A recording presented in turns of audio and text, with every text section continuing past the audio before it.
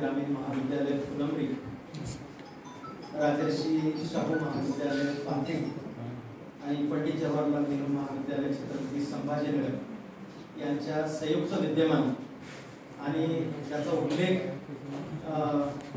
प्रत्येक वेळी व्हायला पाहिजे होता असं PM उषा यांच्या या सगळ्या फंड्समुळे जी परिषद या ठिकाणी आता होते आहे, त्या परिषदेला उपस्थित असणारे आमचे मित्र डॉक्टर लांब सर, त्यानंतर प्राचार्य Takle sir, doctor HN Jamale sir, Vijay Pande sir यांना ही सगळी धुरा सांभाळली, त्याचबरोबर सर्जेराव बनसोडे सर, आमचे केशव लहाने सर, या ठिकाणी उपस्थित सर्व संशोधक, प्राध्यापक, विद्यार्थी बंधू आणि भगिनींनो, अध्यक्षीय समारोह आणि तोही एवढ्या मोठ्या परिषदेचा माझ्या आयुष्यातली पहिली वेळ आहे.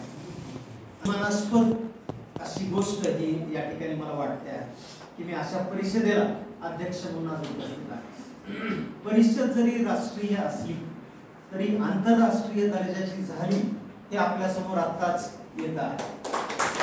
परिषदेचं आयोजन राष्ट्रीय म्हणून जरी झालेलं असलं तरी आंतरराष्ट्रीय पातळीवरची पेपर येत आहेत आणि तेवढंच नाही तर शेती करून इतिहासावरचं प्रेम दाखवणारा एक संशोधक आपल्याला या निमित्तानं मिळतो.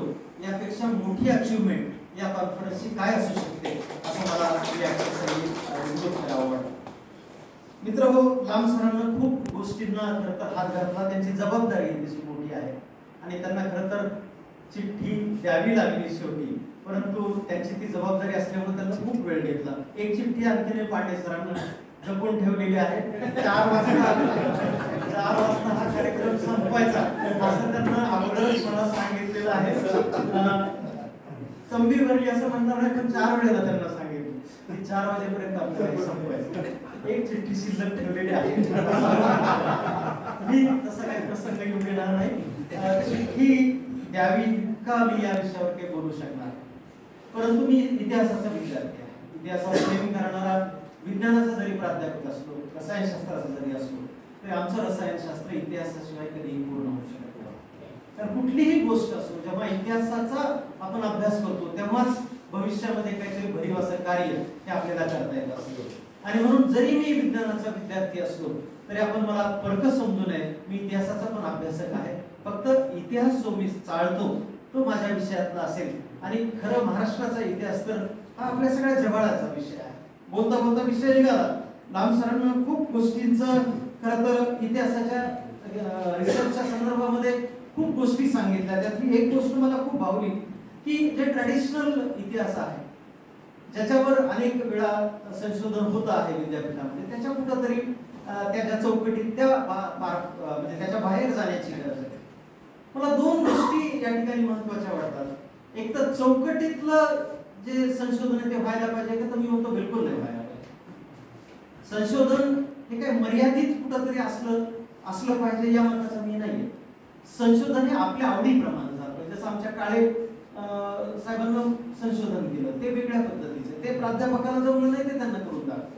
आतापर्यंत इतिहास विभागामध्ये मराठीच्या प्राध्यापकांना जे इतिहासावर संशोधन केले तेवढ्या त्या दर्जाचं इतिहासामधलं संशोधन त्यांचं आहे. म्हणजे युवपटांच्या आठवण या निमित्तानं मला सांगितलं.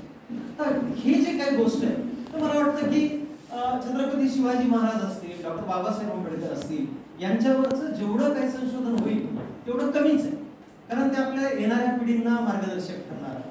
पण हे करत असताना खरं तर विज्ञानातला इतिहास जो आहे त्याला कुठंतरी आता हात घालण्याची गरज आहे. कारण आता सगळं आपण आर्टिफिशियल इंटेलिजन्सचा पण विषय सरांना काढला. आर्टिफिशियल इंटेलिजन्सचा एवढी मदत आपल्याला होऊ शकते की संशोधनाच्या क्षेत्रामध्ये आणि एकंदरच इतिहासाच्या या क्षेत्रामध्ये खूप भरीव अशा प्रकारचं काम हे आपल्याला करता येण्यासारखं आहे.